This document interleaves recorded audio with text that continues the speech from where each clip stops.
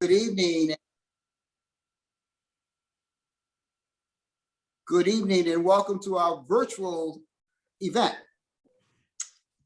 This month, we are recognizing the Negro League and its contributions to the acceptance of people of color. On February 13th, 1920, Hall of Famer Andrew R. Foster and his fellow team owners created the Negro National League. The league gave a platform for star players so they could showcase their skills and make bigger names for themselves. The creation of the Negro League was an important historical initiative because it proved that African-American players could play at the same level as their white counterparts and draw just as much interest from baseball fans. In 1947, Jackie Robinson finally broke through the color barrier when he was signed by the Brooklyn Dodgers of the major leagues. Tonight, you will have the opportunity to hear from a diverse panel of experts, including Bloomfield residents and alumni. They will participate in the discussion about the contributions of the Negro League and the impact on the modern game of baseball. We are excited to have our student athletes moderate questions from our panelists.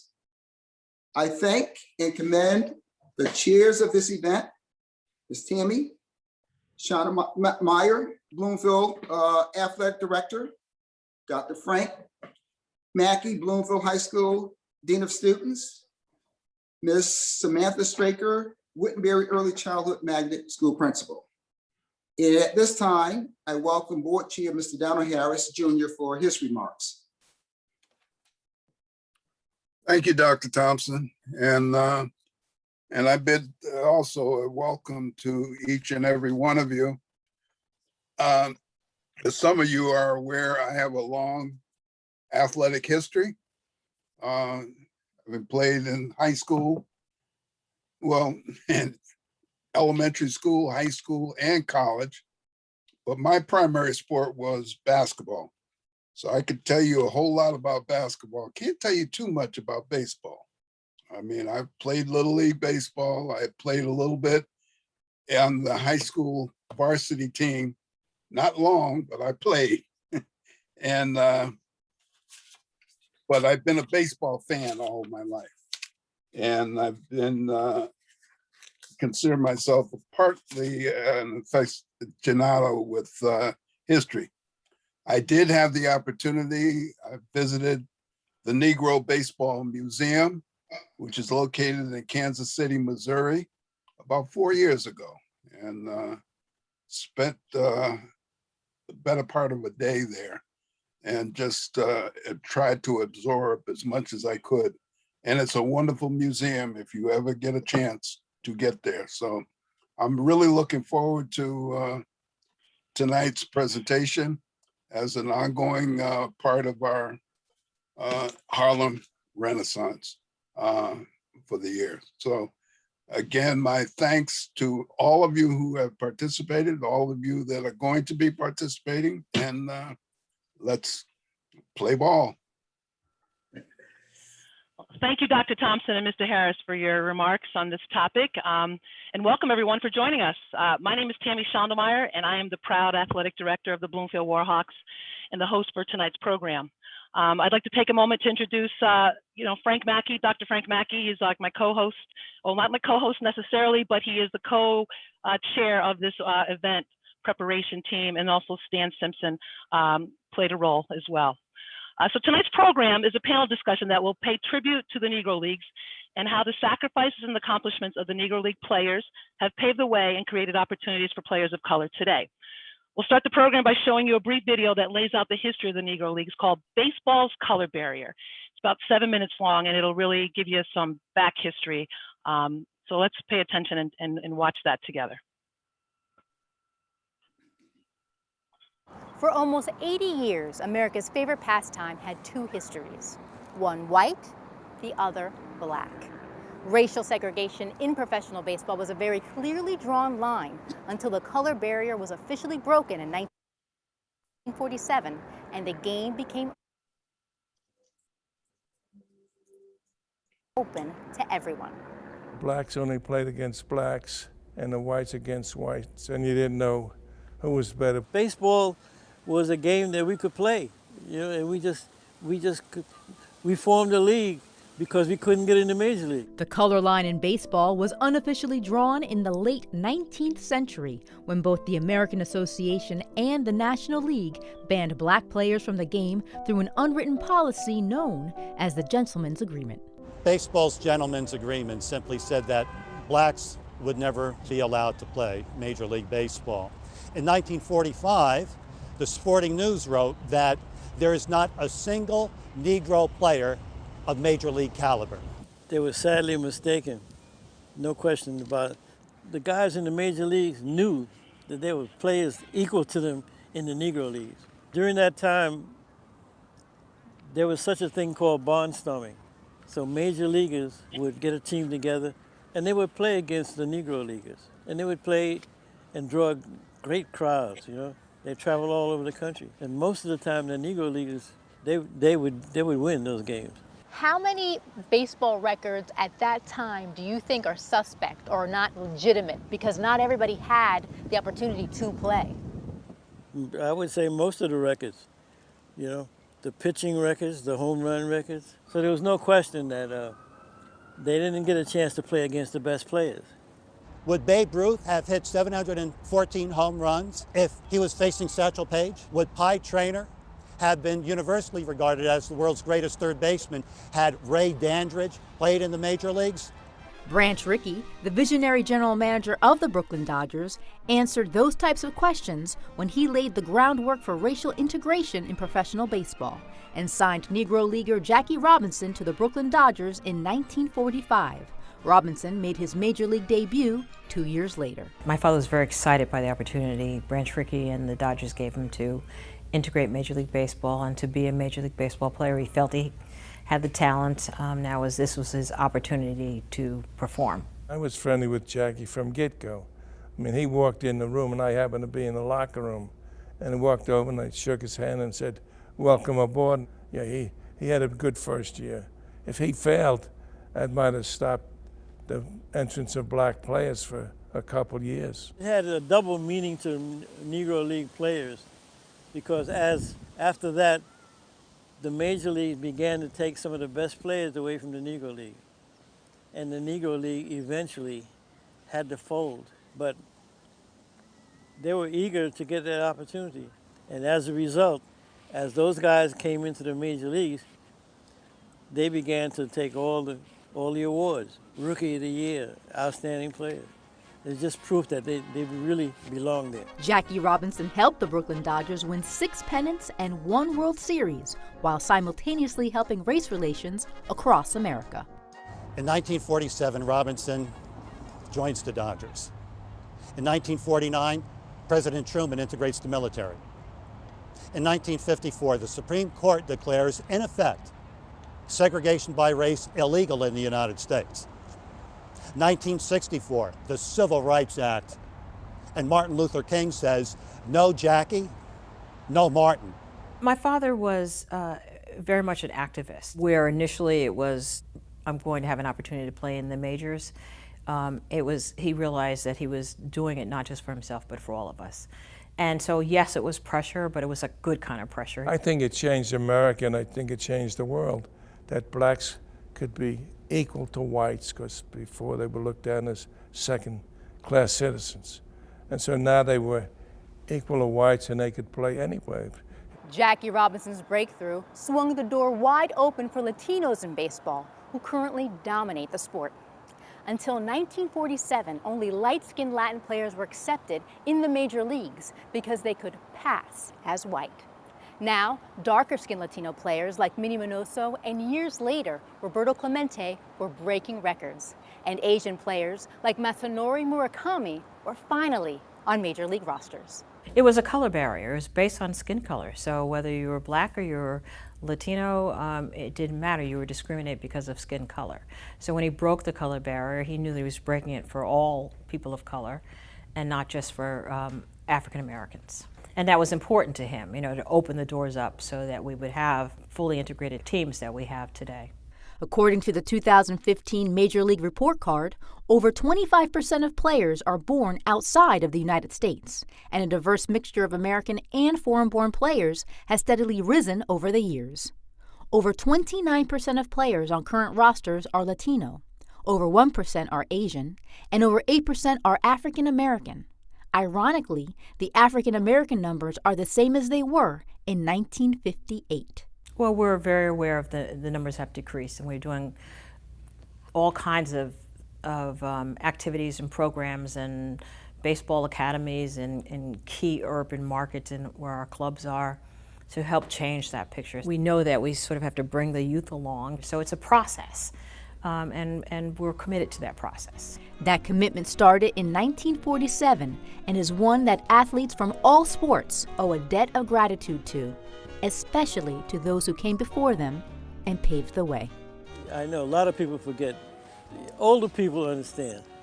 Young people, most of the young people don't even know. They watch games and they see black and brown faces now. So, and all their lives they've been seeing, either Latin or black players play. So they had no idea that it was a struggle to get it to that point. Major League Baseball celebrates Jackie Robinson Day every April. And on that day, all players, coaches, managers, and umpires on both teams wear the number 42 on their jerseys in honor of a man who made baseball an American pastime for everyone. For CUNY TV, I'm Tina Beth Pena. For almost 80 years. So we thought that pretty much wrapped up a pretty solid history of the Negro Leagues and how they started and why, and now we all know why. So next thing I'm going to do is introduce our panel, our esteemed panel. We've got some great people that are here. And I'm going to begin with Tiffany Young. Tiffany Young is a resident of Bloomfield, Connecticut, and a Bloomfield High School alum, class of 1993. She's a mother of three, two of which currently attend Bloomfield Public Schools. One's at the high school and one's at Carmen Aires. Tiffany is the executive director for the Hartford Yard Goats Foundation and the first woman and person of color to be promoted to the senior leadership within that organization. Tiffany has been featured in Forbes magazine, the October 2019 issue, and she has received various awards and honors, including the 2020 Oprah Winfrey Award presented by the Scribes Institute for Leadership and Exposure. She is also the founder of Tiffany Young, From Pain to Purpose, a company focused on moving individuals, brands, and businesses from their place of pain to their place of purpose. Through life coaching, motivational speaking, and community engagement. Next up, we have Raymond Doswell. Raymond Doswell grew up in East St. Louis, Illinois, and he was a former high school social studies teacher in St. Louis area. Ray has a Bachelor of Arts degree from Monmouth College in Illinois in history, and a Master's of Art degree from University of California, Riverside, also in history, with an emphasis on historic resources management. Ray joined the Negro Leagues Baseball Museum in Kansas City, Missouri in 1995 as its first curator. He received his doctorate of education in educational leadership from Kansas State University. And Mr. Doswell now serves as the Negro Leagues Museum Vice President, where he manages exhibitions, archives, and educational programs. Next up, we have Rock Roshan. Rock is currently a PhD candidate in sports management at Florida State University at Tallahassee, Florida. Rock was a three-sport athlete at Bloomfield High School, playing volleyball, basketball, and softball, and graduated in 2009. Rock played college softball at Eastern Connecticut State University. At heart, Rock is an organizer and a founder of Rooted Resistance, which is a grassroots community-based program that reimagines accessibility through a movement space for transgender, gender non-binary, intersex, and queer people in the U.S. South. Rock's studies concern unsettling and decolonizing sport with how histories of land, power, and identity interact with the earth, so like water, trees, soil, and the air, as well as how the subjugated body interacts with structural oppression power, and privilege in sporting, fitness, and recreational spaces. Rock believes through understanding these histories, the body can be used as a site of liberation and embodied collective healing through physical activity. Nice. And last but certainly not least is Mr. Doug Glanville. Doug is a resident of Bloomfield, Connecticut, but he was raised in Teaneck, New Jersey. He is a father of four, three of whom currently attend Bloomfield Public Schools, and next year, so will the fourth. Doug is a 9-year Major League Baseball veteran. He was a first-round draft pick by the Chicago Cubs in 1991. He attended the University of Pennsylvania and was the first African-American Ivy League graduate to play in the major leagues. He is currently a baseball analyst and multimedia journalist for ESPN and Marquee Sports Network. Doug was nominated by the National Academy of Television Arts and Sciences for a 2021 Sports Emmy Award, the Dick Shop Outstanding Writing Award for a short form for his video essay, Enough. He is the host, creator, and one of the executive producers of the show Classes in Session with Doug Glanville, which is broadcast on Marquee Sports Network. Doug is the co-host of Starkville on the Athletics Baseball Show podcast, and adjunct professor at the University of Connecticut, teaching the course Sports and Society. He's also an author of the critically acclaimed book, The Game from Where I Stand, A Ball Player's Inside View. He's a member of the Connecticut Police Officers Standards and Training Council and a member of the Major League Baseball Players Alumni Association Board. Doug writes and speaks frequently about topics related to the human condition, including diversity, equity, inclusion, overcoming adversity, and building community. Ladies and gentlemen, help me welcome my panel of esteemed panelists for today's show. Woohoo! All of you are fantastic and outstanding, and I can't wait to talk to you. So, members of the Bloomfield High School softball and baseball team, there's a co-op, the baseball team with Aerospace, which is in Windsor. And those student athletes, members of those teams will be asking questions of the panel tonight. And we're gonna have them videotaped, okay? And we'll have that started in a minute. But I'm gonna begin with asking a couple of questions of my own to get things started, all right? So the first one, I think I'm gonna direct this first question to Doug Glanville. Doug, as you know, Jackie Robinson is Major League Baseball's first Black player, and he is credited with breaking the color barrier. His experience, however, was tumultuous and contentious in many ways, and he bore the wrath of many fans and players that resented his participation. It is said that he was specifically selected because he had the talent, yes, but most importantly, the temperament to deal with the racism within major leagues and among the fans. So what are your thoughts about Jackie Robinson and the courage it took for him to face to be the face of the Negro Leagues? Well, Tammy, first, thanks so much for having me. And it's great to be part of the Bloomfield community. We are so excited to be here. Family has loved it. And the kids, as you mentioned, all in school in Bloomfield, the fourth coming along here. So yep. It's been fantastic. So I just wanted to thank you for that. Look, Jackie Robinson was, such a pioneer. And I think what's understated so much about him was that what Sharon Robinson underscored is that he was an activist. I mean, he started off because he had to figure out and navigate a new environment that was completely hostile. But over time, as he gained more voice, more grounding, more sort of avenues to exchange, he really was able to do so many more things that were related to things off the field. Whether it's starting a bank, whether it's being a columnist in retirement. I mean, he just never stopped. And so many of those inspirations, Martin Luther King, as you mentioned, Little Rock, all these movements that happened in civil rights and beyond were inspired by him. And so I certainly know I would not have my career without the pioneering effort of Jackie Robinson. I've been fortunate to get to know his family over the years. And, you have to give a lot of credit. You mentioned Jackie, you also have to mention Rachel, his wife, because of all the work of keeping his legacy. She's still with us, many years, I guess now 50 years beyond his passing. So it was a true family affair. And our son, who's in Bloomfield schools, his middle name is Robinson. So that tells you all you need to know there. Yeah. What I've been trying to do, I guess, in my work in journalism is to express that he was so much more than the sort of turn the other cheek image that is portrayed at times so that he could sort of make it through. He actually had to sort of suppress a lot of things to be able to achieve what he needed to do, and became an equalizer on the field. And he was always aware that empowerment came from so many other avenues, using your platform, economic empowerment through banks, being a columnist through writing and your voice. He understood the political navigation and landscape. So all that showed how in totality, this was someone that was a change agent in so many different avenues. And that's what it takes. You know, it can't just happen in one vacuum. You have to expand. So, you know, you can't say enough about Jackie Robinson and his contribution on and off the field.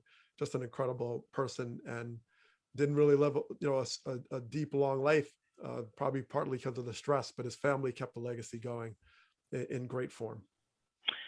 Which is all outstanding information. And the fact that the entire Major League Baseball honors him, you know, on Jackie Robinson Day and wears the number 42, including the umpires, you know, just says a lot about people's recognition, you know, finally, of all that he's done, you know, to put baseball and all sports, really, people of color in all sports to where we are today. So that was extremely well said.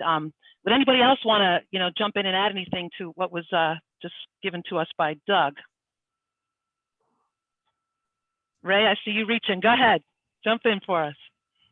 I do want to. You can't underemphasize what Doug alluded to in terms of Robinson was not by nature one to turn the other cheek. He was someone who was a staunch advocate for equality, going back to when he was a young person, having experienced issues of with the police, having also kind of grown up with an athletic brother who had great success as an Olympian, but still didn't get far in terms of career and life in that regard. It was against his nature to want to turn the other cheek, so to speak. But he understood the gravity of the situation. He understood what it would mean to have a successful situation for himself and what that would mean for other ball players coming after him and others in society. So it's something that should be revered, but it's also something that should be kept in perspective. He was human, and he took time to, in some way, sacrifice himself for the greater good. And that he did. And thankfully, I mean, I think we all should thank him for all that he did do, because like you said, he was human, and it must have been hard. And how many of us could have and would have done the same thing in his shoes? You know, I don't know how many of you saw the movie 42, but I did, and it's hard to watch, you know, and it's sad that that's where things were in this country. But we're going in the right direction. We hope, right? Ladies, anybody else want to jump in? Rock, Tiffany?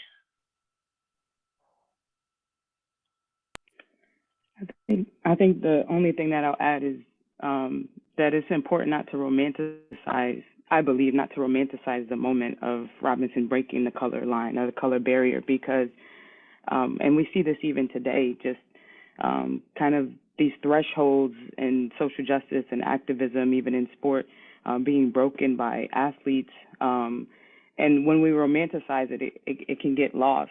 You know, Robinson was functioning in a white supremacist system. I mean, it was dangerous for him, dangerous for his family, you know, dangerous for people of color and Black people. So, you know, Raymond used the word gravity. The gravity was huge, to suppress what you're feeling when you're like, I know I'm being mistreated. I'm not being treated like a human. That's a lot of work to do that. So the gravity of it is huge. Yeah, just to piggyback off of Rock, I mean, I agree completely. The gravity and just the pressure on him to imagine if he had failed, to think just how far so many Negro players, African American players, would have been set back for years. And to have to wake up with that every day. And you're right, I think we do have to be careful not to romanticize it, and also look at the pressure, only imagining the pressure that mounted on him, you know, on a daily basis. For sure. Wow. Very well said. I have nothing more to add to any of that. That was fantastic. I will go to the next question, though, and this one's about your reaction to the Major League Baseball's recent decision to elevate the Negro League Baseball players to Major League Baseball status and allowing them into the record books finally. What are your reactions to that? And it's now 20.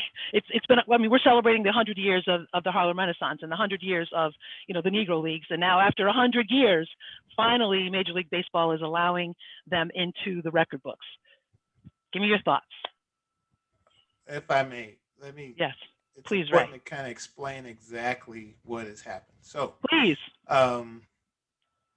So here's a decision. Major League Baseball in December decided to, and the word is elevate, the status of 7 different Negro leagues. And here at the museum, we recognize about 8, but there's 7 different Negro leagues to the status of major league. And those leagues were designated between 1920 and 1948. Whereas here at the museum, we go primarily 1920 and 1960. All right. Okay. So that's the decision made by Major League Baseball. What we understand is that back in the late 60s, as there were decisions being made by sports bureaus and others to figure out designations of leagues as major or minor, of which there are several baseball leagues on different levels all over the country going back to the 1880s, being designated or considered major from the standpoint of record keeping and comparing apples to apples as far as player participation is concerned. But in the late 60s, which is the sad part, and the black leagues were never even considered for that designation.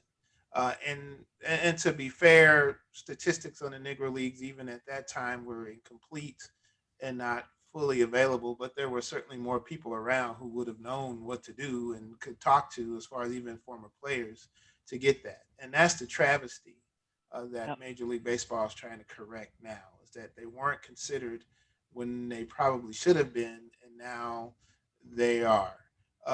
And so that decision has been exalted by thousands of baseball fans across the country. It has caused confusion among many others because they really don't know what it means.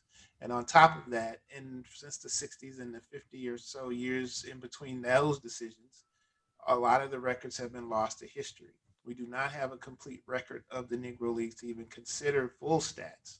Although I don't want to diminish the really, really hard work that's being done by a number of historians across the country to try to piece it all together, mostly through newspapers. There aren't a whole lot of record books that have survived. We hardly have any here at the museum. But through the Black press and others, we're piecing together games of what would have taken place. And what complicates that, and this is just a remnant of what segregation left us, is that we don't have beat writers following Negro League teams like you do the Yankees or other teams. You don't have daily records of these games. And even if you had daily records, black teams had to go through some extra gymnastics just to survive. You might have a team in Philadelphia go and play the team in New York City, which were 2 teams part of whatever league they were part of. But in between, that Philadelphia team might play other black or white teams along the way to make extra money. Those games don't count towards this record, all right, because they're not league games. Yeah. So the historians are trying to figure out what the league games are compared to just the other games. And so you can hear a player having X number of home runs, but really his league home runs are far less.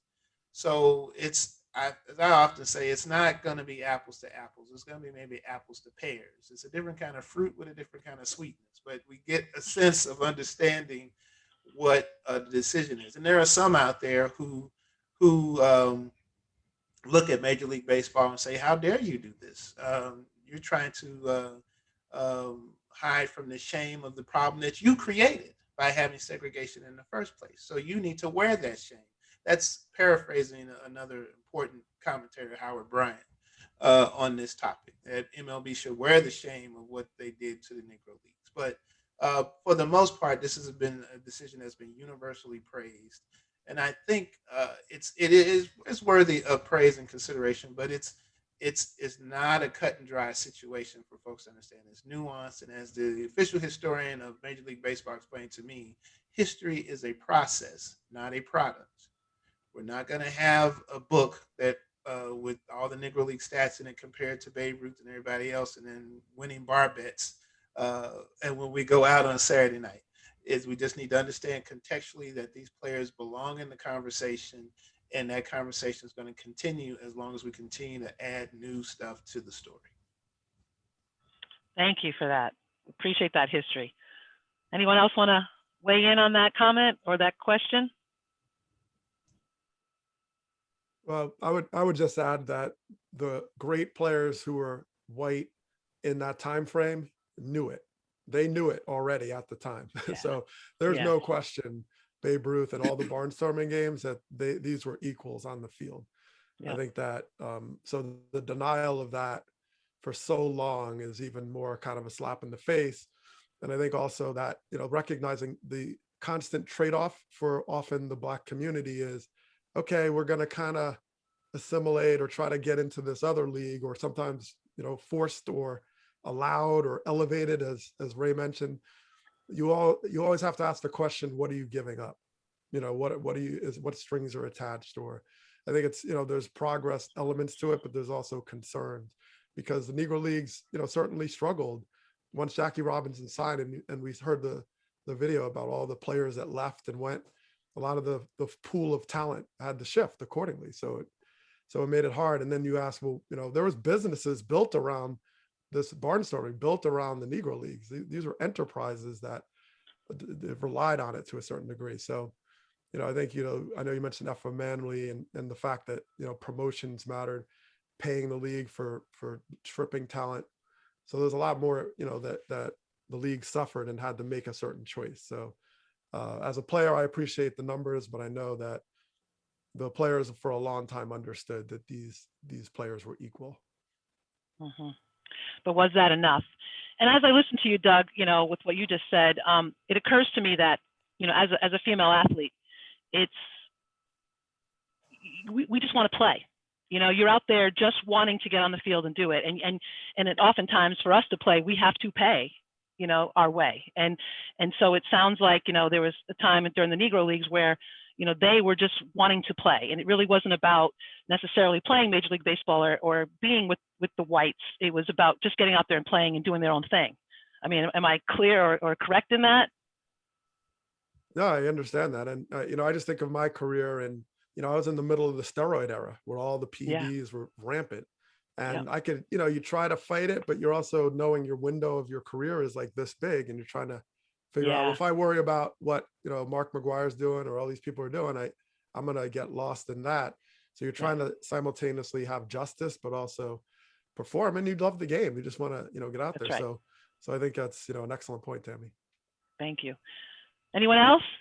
Rock, Tiffany, or you want to move on? It's up to you. I think it's difficult for me to fathom. Well, first of all, I have complex feelings about this, and I think that both Doug and Raymond just elaborated, and I connect to some of the kind of contradictions even in my own thought process. But it's difficult to fathom the Negro Leagues being elevated, and I put it in air quotes, because to me the Negro Leagues was the league. If we're using the term Major League Baseball, it was the Negro Leagues. So, it's difficult to think about it being elevated into this standard of a governing body, that perpetuated and maintained racial segregation. What you're saying is it was its own league. To me, it doesn't need to be elevated. Gotcha. In my view, it doesn't need to be elevated to a particular status. It spoke for itself. It's legitimized through those players already. Mm-hmm. Got you. Great. Can I add to that? Because that's what I preach that all the time, is that, unfortunately for most fans who don't understand the history, it's Major League Baseball as their frame of reference for comparison. But unfortunately, we for over many years, especially in the media, that's been the crutch of that comparison, making those comparisons. And you often hear us jokingly talk about, well, was Was Josh Gibson the black Babe Ruth, or was Ruth the white Josh Gibson? Right. From a standpoint of Yep. comparing players. But yeah, these stories stand on their own, and I would and partly because there aren't really hard stats in a robust way. These stories stand on their own based on even just the oral history tradition of African Americans. Just understanding that this is a story steeped, as I often say, in the Great Migration of African Americans. Folks moving around the country back then, um, uh, Black people wanting to participate in America, and they became ball players or they became baseball fans. And the oral tradition and oral histories give us as much of a sense of what was happening then as opposed to the statistics. So when you come to the museum, for example, you don't really get a whole bunch of stats. You get stories of people and how they moved from place to place and how they became more American in trying to do so, whether that validates them or not. But while Well, maintaining their blackness if nothing else, within Ray, that it's much more yeah. interesting, right? It's a much more interesting way to present folks than their stats. Well, it's more interesting than to me, and the stats are just part of the story. Right. But that's kind of been the movement, just to prove that these guys were just as good as their white counterparts.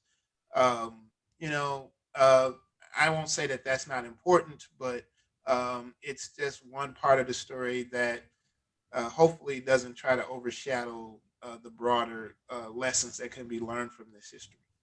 Great. All right, well, I'm going to bring in some of the student athletes here, and we're going to start with a video from Lydia, our softball player.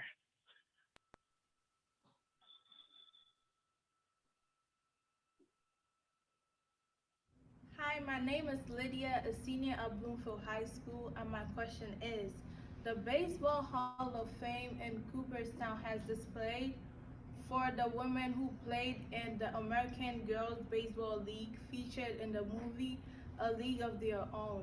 Should the black women who played also be recognized? That's a great question, Lydia. So I'm gonna throw that out to Tiffany Young. What do you think about the fact that there were black women that played, and should they be recognized as well? Well, that's a definite, loud and clear yes, they need to be recognized. I always talk about representation matters, but not just on the field. We have to understand that these women, the Mamie Peanut Johnsons, the Connie Morgans, the Tony Stones, Yes. it's because of them that I can even do what I do. And we need to be able, when I say we, I'm talking about children, people of color, women. We need to be able to see ourselves first, right?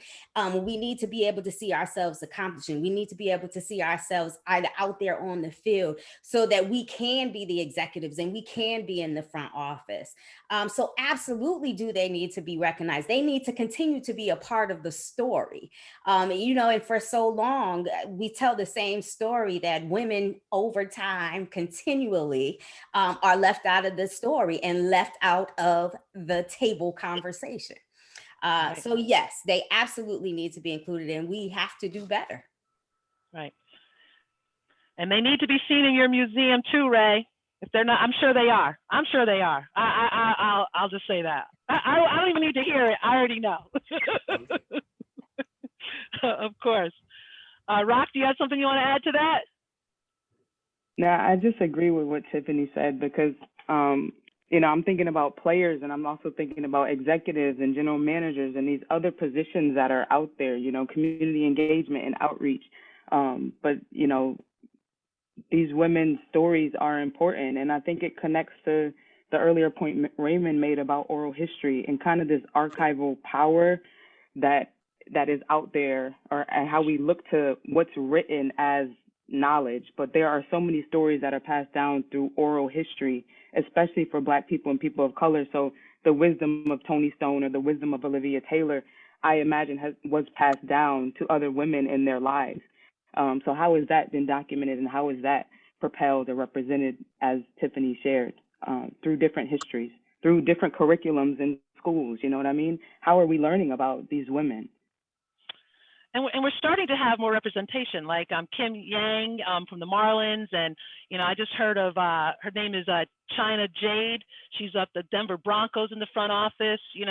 Women of color, who are reaching these high levels in what traditionally is known as men's sports. And you've got several women who are now assistant coaches for the NBA basketball teams and in the front office of some of those organizations. Swin Cash is one of them, for example. So it really is starting to go in that direction, but obviously not nearly as many that are qualified to do so are getting those positions. Becky Hammonds is one of the assistant coaches. That's right. Thanks, Frank. So we're going there, and representation does matter, Tiffany. You're very right about that. So, and Ray, I'm glad that they are in your museum, and hopefully Cooperstown will recognize them soon too. So we have another video. This is from Justin. He's one of our baseball players, and we'll share that screen and hear his question. My name is Justin Munoz, and I'm a senior at the Academy of Aerospace and Engineering. And my question is, what have your experience been as a person of color within the sports you have participated in? So what have your experiences been as a person of color within the sports you have participated in? And when we ask about your experiences, I mean, they could be positive or negative. And I'm going to start with Doug on this one, and let me hear if you've had, some of your experiences.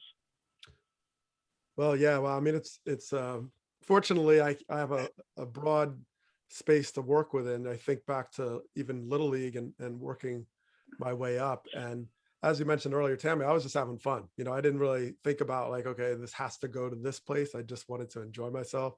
And I kept looking up and I was still playing ball, still had a uniform on. So, yeah. So I was able to play almost 15 years professionally. I was drafted by the Cubs, as you mentioned, in 1991. But I think the experience was what I learned a lot about mentorship, which was so significant. So when you talk about oral histories, I think a lot about how the messaging and how the stories were passed down.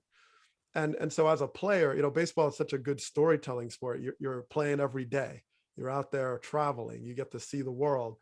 There's something about that close knitness that forms around it. And I think that was universal through all those levels, whether I was playing in high school and my town in Teaneck was one of the first to voluntarily desegregate in the 60s. So I grew up with a very diverse community around me that wasn't just sort of a company punchline. It was actually a life, a way of life that we fought for. And so one story that comes to mind is I was playing for my high school sophomore year, and there's there's a captain of the team who's Black. It's a very diverse team, and we were playing this town, and a lot of the towns, because we were so diverse, didn't like us very much. And we went to this one place and we're getting heckled and all that. So there was a controversial play. The umpire kind of blew the call. One of our teammates was kind of arguing it to a small degree, and a fan sort of chimed in, and she was very antagonistic. He kind of said something to her, and then the N words, things started getting hurled at us. So we had to leave eventually when the game ended quickly, went up the stairs and tried to get to those football bleachers, get to the top. And one of the, I think it was the husband of the lady, or this whole group, little mob of these white guys in kind of not suits, but like blazers. And they actually kicked the captain of our team in the chest as he tried to, this was a high school student, right, trying to get to the bus. And I mean, and we were, by the grace of God, we got on that bus without worse issue. But I think what was compelling about the story was two parts of it. One was, okay, there was this hostility in our diverse setting against us, all these places we went, but it was also how we bonded together in a diverse setting internally, saying, no, this is not how we do it. We're going to have each other's back. And so that was important for me to see that the speaking, right, the countering of it is very important to the equation, right? The fact that a lot of challenges we have today are just silence, right? Just, voluntary kind of bystanders to things where you can really change the circumstances. And you hear it in policing, right? Good cop, bad cop. Okay, well, who's speaking up though?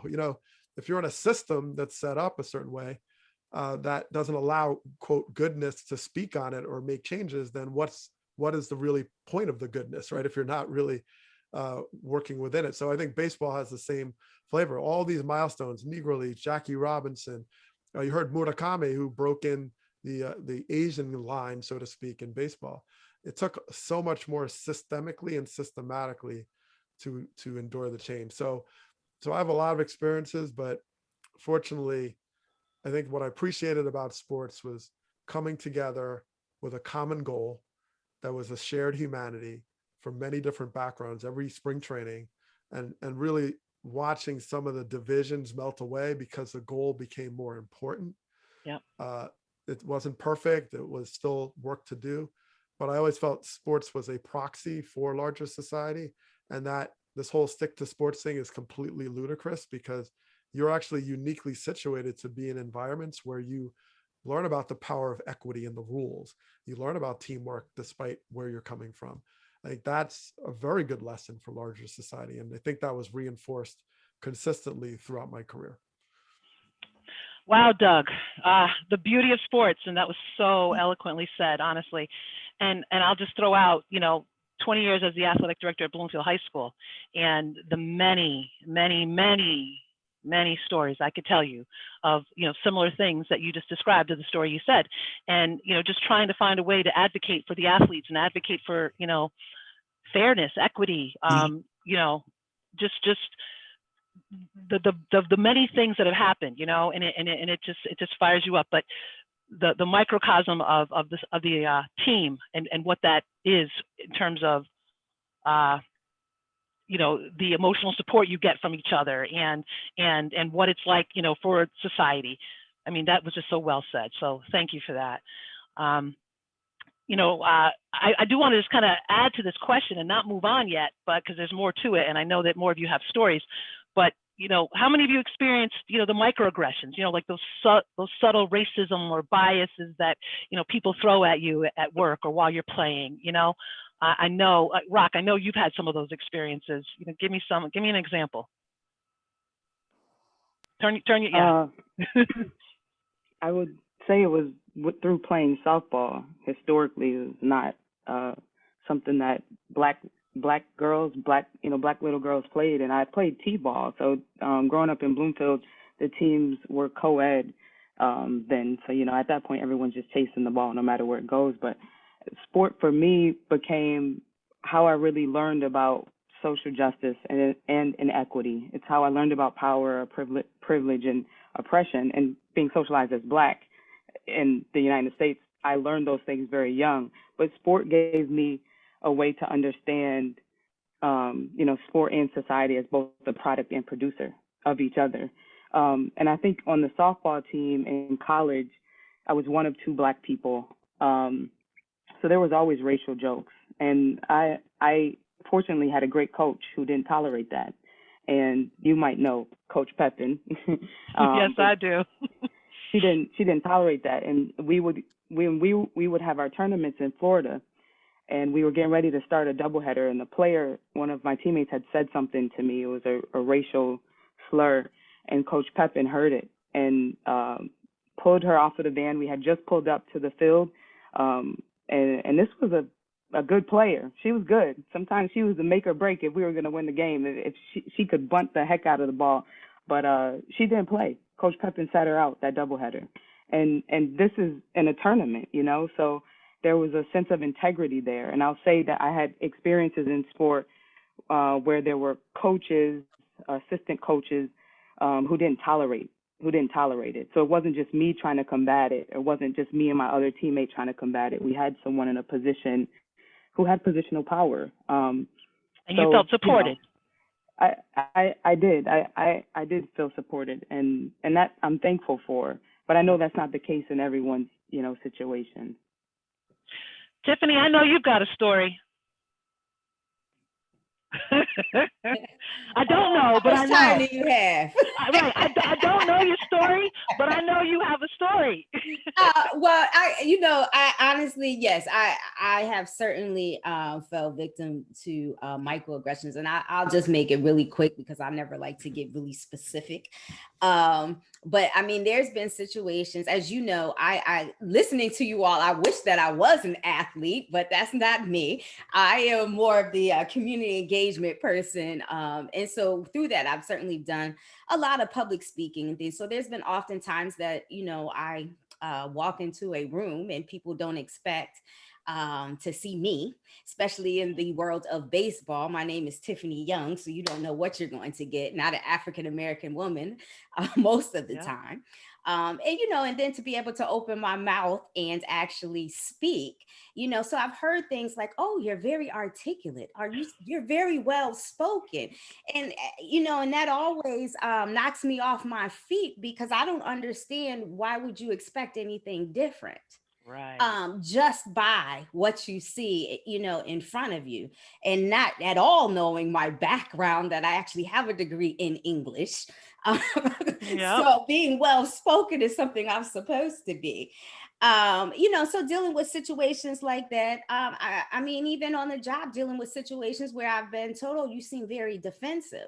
Well, no, I'm just standing up for what I believe is right. And so how I react, oftentimes being judged, or even hearing the term, oh, I don't see color. Which disturbs my soul because if you don't see color, what you don't see is that your top heaviness all looks like you, and that there needs to be some diversity and there is no inclusion at the decision making table. So those are just a few, and we'll keep them very general. But yes, that has been much of my life and my career, and I think it's really all about how you just handle it. Well, it sounds like you know how to handle it, and the rest of us can learn a thing or two from how you do. So I appreciate your comments. Thank you so much. We've got another video from Miss Webb, one of our softball players. Let's hear what she has to ask. Hi, my name is Janae Webb. I am a freshman, and my question for you is, why has interest in the game among Black children decreased over the years? Why has interest decreased over the years? Who wants that one? Ray, you want that one? You said decrease, right? I said decreased, yes. Decrease among Black children over the years. Unless you don't think so. I mean, you can tell me there's not a decrease, and I'll believe you. Well, it's a both and from my perspective, but first of all, I will say that I get asked this question every year around April 15th. And always the caveat is that I am not an expert on this issue. Okay. But since I'm Fair enough. asked to comment on it, I'll go ahead. So some perspective. And the video that you showed touched on this a little bit, but it may have given the wrong impression. It did note that 8% African American, American-born participation in baseball. That number has been hovering around that for the last decade or so. Dr. Richard Lapchick down in Florida does the race and sports report cards. People can look up his research, and that's where those numbers usually come from. And they do an assessment of all major sports, and especially baseball. It is important to note, though, that obviously it wasn't always like that. And I think the film gave the impression that because it was that way in 1950, it's remained that way. It had gotten up to, and there's a Society of American Baseball Research study that showed that it got up to at least 18% in the mid 80s. And this is before Doug's time, but um, right around just after 81, there was a player strike, if I'm remembering. So this is right after that. And then you got a point around 18, 19%. But at the same time, this is also the peak, a point where our Latino players, non-American born Latino players, are at the same point. And is at that point where the African American numbers go down and our Latino brothers numbers go up. To where they're around 20 to 25% now, and now we're down to 8% for American-born Black players. So, and there are a number of reasons for that. Some have speculated. I mean, this is a labor issue to some degree. What MLB invests in, they invest in Latin America, and that was the case. And then they were pushed to do the same kind of investments in the United States, and that's why you see the urban youth academies coming on board. We have one just north of our building now. which was a product of partnership between Major League Baseball and the Players Association, which was unique, the union, to build. There's a series of these academies around the country that is meant primarily to target urban youth to come in and learn and participate in the game. And for years, MLB has supported Boys and Girls Club with the RBI program, among others, and we're just now starting to see graduates of that program enter Major League Baseball. I know there's also a growing push for women's professional baseball, not softball, baseball, that's also out there as well. So, and that includes a number of young people of color participating in that. So, uh, I know that the late Jimmy Lee Solomon, who was a African American executive with MLB, I remember him telling me that there just wasn't the pipeline feeding that young minority athlete into the system from elementary school to middle school to high school and up. That feeder system wasn't there, and these are things that they implemented to try to to build a feeder system of sorts. And MLB is very sensitive to this question, and I think in working with us and working with the Players Association, which has African American leadership now, they're being brought into understanding these sensitivities. And I think too, they want to be a leader in this and help with diversity. And it's going to be a slog for them, but they're working at it. So I'm going to stop you right there for a second. I mean, I feel that you're done, but I'm going to let, we have another softball player who's going to ask a question that's similar to what you kind of already alluded to. I'm going to let her ask her question though, and then we'll finish answering it. Okay. This is Miss Spears. Hi, my name is Tanae Spears from Bloomfield High School. I'm a freshman, and my question for you is, what can Major League Baseball do to attract more Black children to the game? So I'll allude to Tiffany. If you could jump in and let me know. I mean, seeing that you're working in the front office with community engagement and Major League Baseball, programs. Sure. And again, I'll go back to representation matters.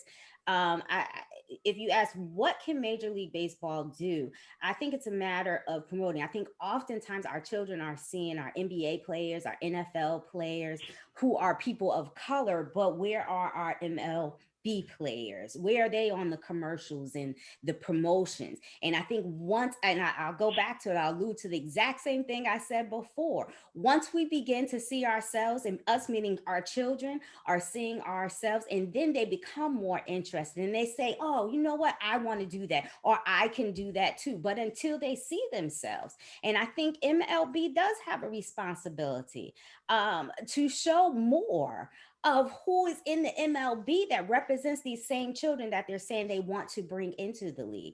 And I will say beyond MLB, even on the community level, minor league baseball, which I work in, also has a responsibility on the community level to make sure that there is representation. There's not a lot of control of representation, obviously, on what's on the field, but certainly what's in the front office and the experience that's had, and in being inviting to the community and making sure that we are celebrating the Negro Leagues and going beyond just one day of the year, but actually intertwining that into community programs, into the baseball experience.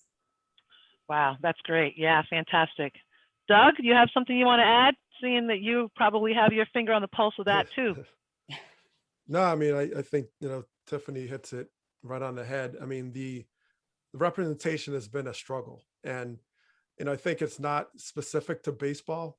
The track that we've been on, where you have leadership that's homogeneous and it surrounds itself with other leaders in the same sort of thought mold, the same track record, same background, and it tends to skew towards identity and identity politics. And you look up and you have this lack of representation. And so if you're hiring people that look like you or think like you lose that sort of diversity and you don't even really engage it. And baseball's had this challenge. I mean, they brought in 1999, baseball created the Selig rule, which was a rule to sort of mandate minority interview candidates to be interviewed for a whole host of MLB jobs, and certainly well-intended. But what ended up happening was that's sort of the federal level, but at the quote team states level, all these teams went through hiring spree where not a single, where all these players that were hired didn't have experience and none of them were of color. So it almost actually went backwards. So we know that sometimes you create policy with well intention, and then that may create even more resentment, or people go around it or find the loopholes. So you need a bigger commitment. And I do think baseball in the last 5-6 years, and by the way, I can't dismiss George Floyd in all of this and just sort of getting people to think about this differently. There's no doubt that they've tried to be more intentional, which is important to fight your bias and try to create more opportunities that way. And also just recognize that the thing that I do like that MLB says that's not the typical throwaway charity line is they're not saying, hey, we're just giving you an opportunity. They're saying we've had a blind spot to all this talent out there and we need to fix it. Right. I think that's a different way to say it than like, oh, we're just charitable and, you know, we're going to give you a chance and give you. And it's the empowerment equation is incorrect, first of all. Yep. And so I think that's universally in all these industries that really would deal with it. And the systemic problems are big. You can't just overnight just be like, hey, that's it. We got to do this one thing. It really takes generational commitments, and that's hard. That's hard to do. Yeah, it's definitely complicated, and there's no one answer that's going to solve it. And whatever the catalyst is, you mentioned George Floyd. You know, if that's the catalyst to get, you know, people thinking in this direction and you know going to try to get more, you know, inclusion in all these levels of the players, you know, the front office, et cetera, the coaching, then so be it. But it's a complicated answer, and it's not just one thing. Rock, do you have anything, or do you want me to move on to the next question? You can move on. Okay. It's a great question. Yeah, great. All right, so this is our last video question, and it's from Jonathan, one of our baseball players. Hi, my name is Jonathan Jacobs. I'm a senior at the Academy of Aerospace and Engineering, and my question is, are there any lessons still to be learned from the Negro League struggle for recognition, relevance, and inclusion in American culture? Thank you. Answer that one, panelists. Any lessons still to be learned? And we'll wrap it up with these questions, with these answers. So, Rock, do you want me to start with you? Sure. I mean, it's a great question. I think there's endless lessons, you know, and I would say that one of them is to learn to think critically about sport, like through a cultural and historical context. Because when I think about the social and political movements organizing on the ground, the racial reckoning of this century being connected to what we deem as the past, it's not really the past, you know, it's a continuation. You know what I mean? To me, there's never really a past because we're still living it in a different iteration. So I think social movements, I think political movements can change the material reality that we have in the United States.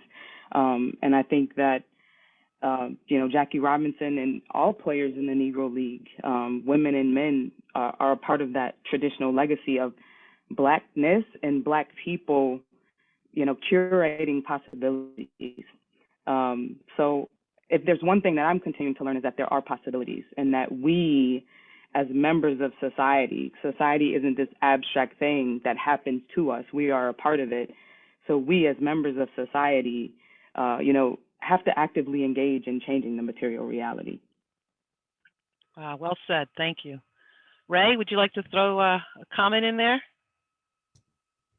You asked me to follow that. Okay. A drop the mic comment. All right. Well, I'll just say this as I agree. We do have tendency to over romanticize sport, but sport can teach us a lot of things. And as someone who enjoys baseball, as I look at the perspective of the baseball museum, you walk in here and you see people that when we once loved the game, we were part of the game, in some ways inventors of the game. And I hope we don't lose that love for the game itself. As Buck O'Neill used to say, the game is perfect. It's the people sometimes that aren't, who play it or manage it or work it. Right. So, Yep. but the game itself is perfect, and I agree with that. And it's better than football. It's better than basketball. It's better than soccer. I just love baseball, uh, and we can love it just as much as any other culture. And in some ways, it could be a bridge to bringing us all together. I agree. Well said. Tiffany, you want to follow that? Well, those are definitely two acts that are very tough to follow. But I'll just say this in short, when you think about lessons learned, here we are now 101 years later, celebrating Negro Leagues and thinking about why the Negro Leagues were even formed. So 101 years later, we're still going through some of the same issues that we were over 100 years ago. So I think the lesson is we have come very, very far. Progress has certainly been made, but yet and still we have so far to go, and we can't forget that. No, we can't. Very well said. Thank you. And Doug, I'm going to give you the last word on this. Yeah, I mean, it's been a great honor to be here. And yeah, I mean, Rock, you nailed it. So it's like you could kind of put that on loop.